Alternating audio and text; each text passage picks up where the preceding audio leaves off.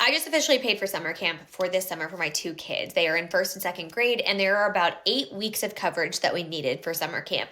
And the grand total for summer camp has come to $6,102. That is for two children. So about $3,000 per kid, which is actually fairly reasonable. The camps that we attend are all day camps. So they typically run from 9 to 3, or some of them are 8 to 5, which is amazing.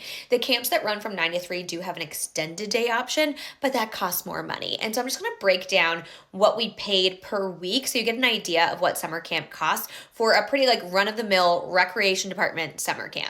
So for summer camp, my kids are attending for 5 days, and for one of them, it is $385 a kid per week. There's no food included in any of that, but that is from 8 to 5. That's one of the best schedules that I've found.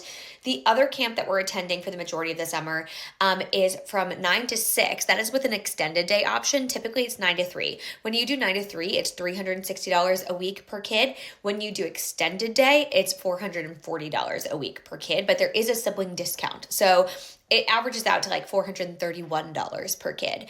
And so I like to talk about this because I think we talk a lot about the cost of childcare, but this is way more expensive than I pay per week for daycare, right? Daycare is typically like $300 to $350 a week. This is averaging closer to $400 a week.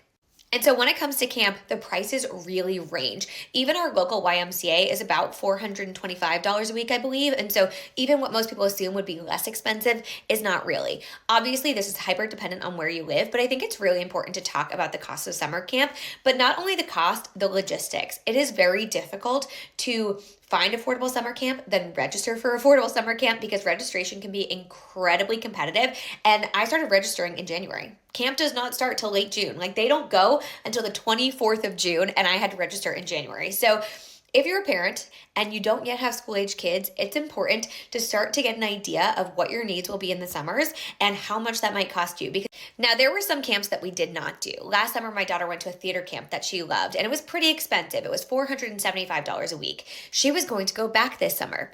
We did not go back because they have raised their prices to $600 a week. And that was for, I think, 8 to 4 p.m. And it was a theater camp. They do not provide food or anything like that, but they do put on a play.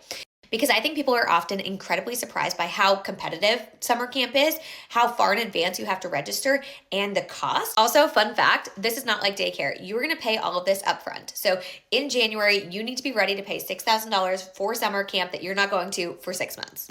One thing we do just to make it a little bit easier is this is what we use our dependent FSA for. So we put our pre-tax dollars in a dependent FSA. It's $5,000 a year, so it doesn't cover the whole cost, but it's basically there and waiting for us when it comes time to register for summer camp, and it was pre-tax dollars. So you take the small wins where you can get them.